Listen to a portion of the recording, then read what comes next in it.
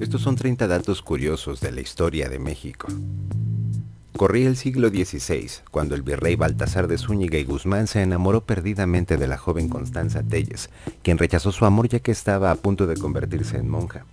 El virrey no renunció a su amor por Constanza y decidió construirle un convento, el exconvento de Corpus ubicado sobre Avenida Juárez. Las labores de Baltasar de Zúñiga en la Nueva España concluyeron y tuvo que regresar a España, pero antes de morir ordenó que su corazón fuera depositado en una urna de plata y trasladado hasta el convento de donde nunca se pudo desprender realmente. La urna fue encontrada en las labores de restauración del convento en 2004. Una de las leyendas más representativas de las calles del centro histórico tiene su origen en el famoso Callejón de la Condesa, justo a espaldas de la Casa de los Azulejos. La historia cuenta que dos nobles se encontraron de frente en sus respectivos carruajes y el ancho del callejón impedía que los dos pudieran pasar. Debido a su condición de nobleza, ninguno de los dos participantes quiso retroceder y mantuvieron el altercado por 3 días. Al final fue el mismo virrey el que tuvo que parar la bronca, haciendo que los dos retrocedieran al mismo tiempo. El niño cautivo es una imagen a la que se le considera abogado de todos aquellos que están presos injustamente o retenidos en contra de su voluntad. La razón es que esta imagen pertenece a Francisco Sandoval, quien la estaba transportando de España a México cuando su embarcación fue secuestrada por piratas a principios del siglo XVII. Sandoval y la imagen estuvieron retenidos en Argelia durante 7 años.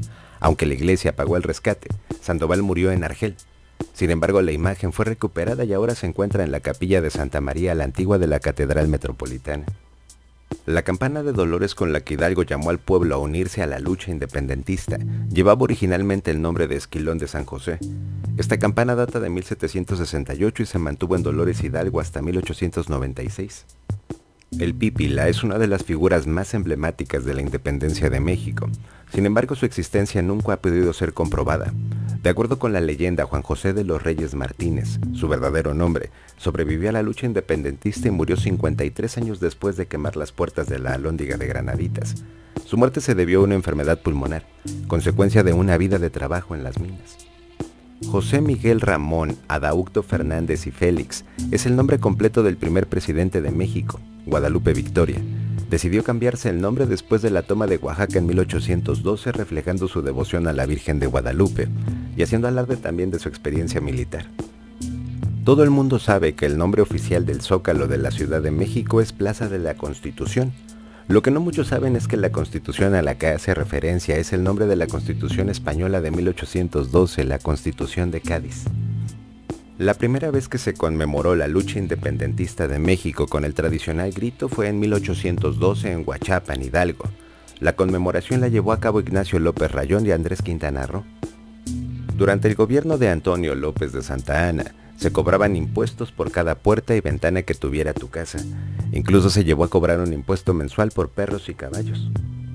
En 1846 también el general Antonio López de Santa Anna decidió celebrar el triunfo de nuestro país sobre los Estados Unidos de la manera más creativa que encontró, y esta fue llenando las fuentes de caritas ubicadas en las 4 esquinas de la Alameda Central de nada más y nada menos que de deliciosa y espumosa sidra. La primera fotografía que se tomó en México fue obra del francés Jean-Prelier Dudoil. Prelier fotografó el puerto de Veracruz al llegar a México el 3 de diciembre de 1839. Pocos meses después, el mismo Prelier ya contaba con un acervo fotográfico de México que incluía la Catedral Metropolitana, la Piedra del Sol y el Palacio de Minería, entre muchos otros. Maximiliano de Habsburgo fue uno de los principales promotores de la charrería. Durante su mandato incluso se le adjudican algunas modificaciones al traje típico mexicano. Maximiliano también es responsable de imponer el sistema decimal de la moneda nacional. Hasta ese momento un peso solo podía fraccionarse en 8 reales y no en un centenar de centavos. María Carlota fue la primera y única mujer en tener a cargo el gobierno de México. La emperatriz fungió como regente durante las giras de Maximiliano al interior del país y promulgó varias leyes durante dichos periodos. El nombre completo de la emperatriz era María Charlotte Amélie Augustine Victor Leopoldine de Saxe-Coburg-Gotha. En la batalla de Chapultepec en 1848 estuvieron involucrados cerca de 50 cadetes, muchos miembros del colegio militar y casi 3,000 soldados, no solo 6 adolescentes castigados. El sacrificio de uno de estos niños héroes para rescatar la bandera nacional de las manos del ejército estadounidense no aparece mencionada en ningún libro, sino hasta después de varias décadas de los acontecimientos. La icónica frase sufragio efectivo, no reelección, fue acuñada por el mismo Porfirio Díaz durante la última reelección de Benito Juárez en 1871. La historia hizo justicia cuando Francisco I. Madero usó la misma frase en su campaña electoral contra Díaz en 1910. A 50 años de la culminación de la lucha independentista, solo 2 presidentes habían logrado terminar con su mandato: Guadalupe Victoria y Benito Juárez. El 18 de julio de 1872 muere Benito Juárez víctima de una angina de pecho. Es la única ocasión en que un presidente mexicano ha muerto de causas naturales en el transcurso de su mandato. El castillo de Chapultepec fue la primera sede del Observatorio Astronómico Nacional de México en 1878. Actualmente el observatorio se encuentra en la Sierra de San Pedro Mártir en Baja California. El Ángel de la Independencia fue inaugurado en el marco de los festejos por el centenario del inicio de la lucha independentista. La modelo que dio forma a Nike, la diosa griega de la victoria, fue María Mazariego Fernández, secretaria de Don Porfirio. Pedro Lascurain fue presidente de México por 19 de febrero de 1913. Su mandato tiene el récord a la presidencia más corta en la historia.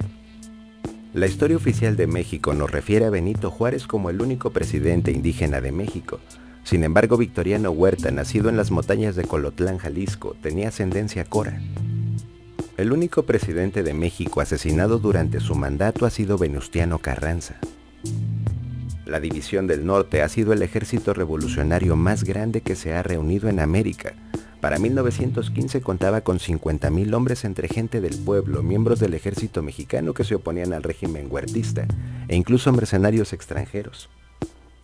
La residencia oficial de Los Pinos fue hasta este sexenio la casa habitación de los presidentes de México desde 1934.